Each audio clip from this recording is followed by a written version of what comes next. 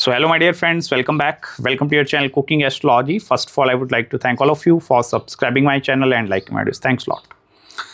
So today I'm going to be making one of the most sensitive topics in Vedic astrology, and that is approaching death circumstances in Vedic astrology. So how do you check actually in your astrological chart, like by the time you reach maybe 70, 80 and 90 years of age? So what kind of circumstances you will eventually go through? So through Vedic astrology, yes, there are two techniques by which we can identify each and every aspect in more detail.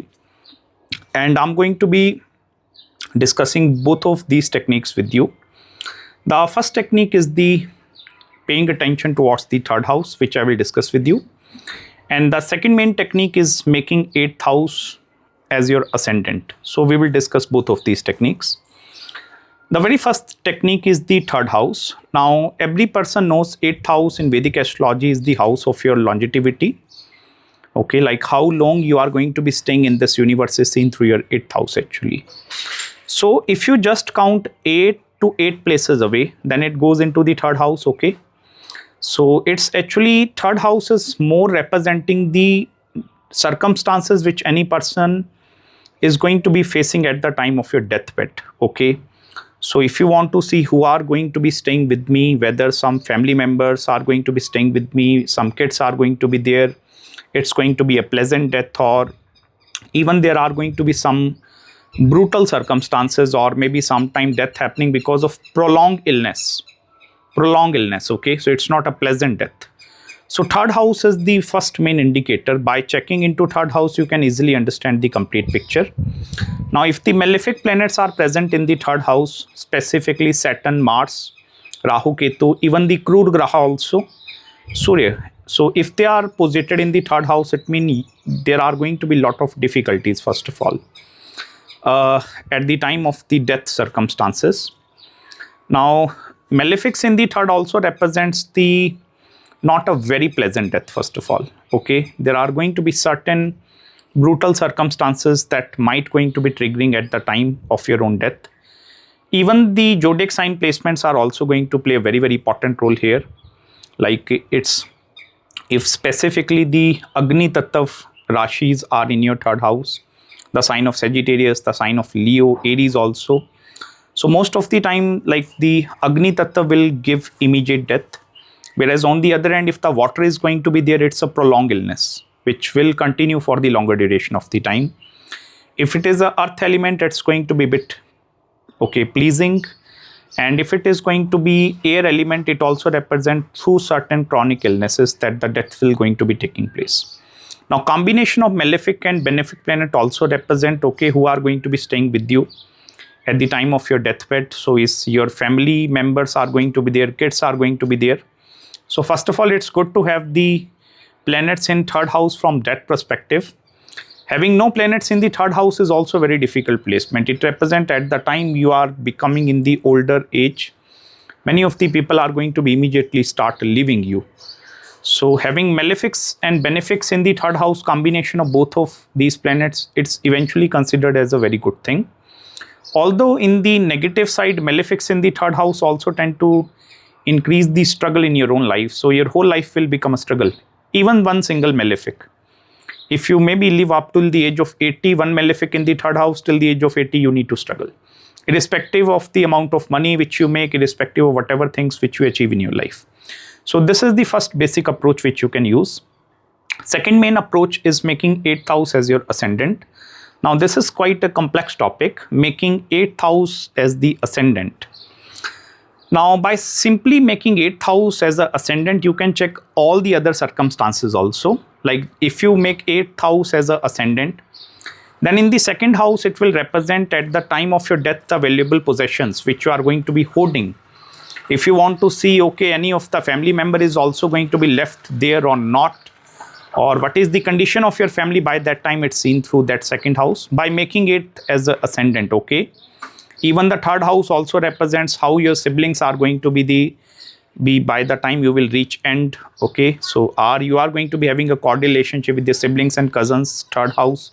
Fourth house particularly represents your home actually, condition of the home. or the property by the time you will be reaching towards the end stage. For example, right now you are 35, 45 years of age watching this video, and you are staying in a rented apartment. You are not having a good home to stay of your own. So just pay attention towards making 8th house as ascendant and check the 4th house also. It also will help us to indicate the timings, okay, whether the person is going to be buying a property in this lifetime and then dying in his own home and property. 4th house circumstances is going to play a very significant role. 5th house represent the settlement of your child actually. So whether your kids are going to be settling with you or they are further apart. So 5th house will show us that thing. 6th house represent, are there any debt which is going to be left behind. 7th house is the spouse circumstances. So many people want to ask the questions with regards to whether I'm going to be dying first or my spouse is going to be dying first. First of all, this question is not answered just by looking into one chart. We need to have combination of both the charts together in order to understand this important aspect. But simply I will tell you, if by making 8th house lord as an ascendant, and listen to this thing very carefully, making 8th house lord as an ascendant, now check the dignity of the 1st house and 8th house. Check which one is more stronger. If the 8th house lord by making the ascendant, it means the 1st house, if it is becoming more stronger, it means you are going to live a more longer life. And if 8th house is becoming weak by making 8th house as an ascendant, so if it is becoming weak, 1st house is becoming strong, you will live longer. If the reverse will happen, like Lagna is becoming weak and 8th house or the planets in the 8th house are becoming more powerful, then I will tell you spouse will live longer. So this is one simple technique which you can use. And I told you combination of both charts are important in order to predict these things in more detail. 9th house also represents the belief systems. Okay, whether there are going to be certain belief systems which are left or present within you. And 9th house is also the house from the natal birth chart actually. The house of the Purv Sanchit karma is the 5th and the 9th is the next life actually. So how your next life is going to be. From making 8th house as the ascendant, I will tell you, if you look into the 8th house, it represents the kind of teachings which you are going to be carry forwarding in the next janma. 10th house is also the house which represents the accomplishments of your career, which you have achieved in this present life. 11th house is the amount of desires which have left at the time of your death and the desires which you have accomplished. Similarly, the 12th house also represents the amount of losses which you will go through. Even guilt factor, okay. So by the time of the death, is there any guilt factor within you? So pay attention towards the 12th house. By making 8th as ascendant, it will show you that kind of a circumstances. So these are the two things, okay. Two methods by which you can check this thing. This is not a video over the exact timing of the death, okay. I'm just right now discussing the circumstances at the time someone is dying. So 3rd house and making 8th as ascendant, you can check everything. I hope you have gained some deep insights in this particular video with me. Regarding any queries and consultations, if you want to know, you can just drop me an email. I will try my best to get back to you as soon as possible. Make sure to subscribe my channel below, hit the like button if you really enjoyed this video. And I'm going to meet you very, very soon in the next video. Till then, bye-bye and Hare Krishna.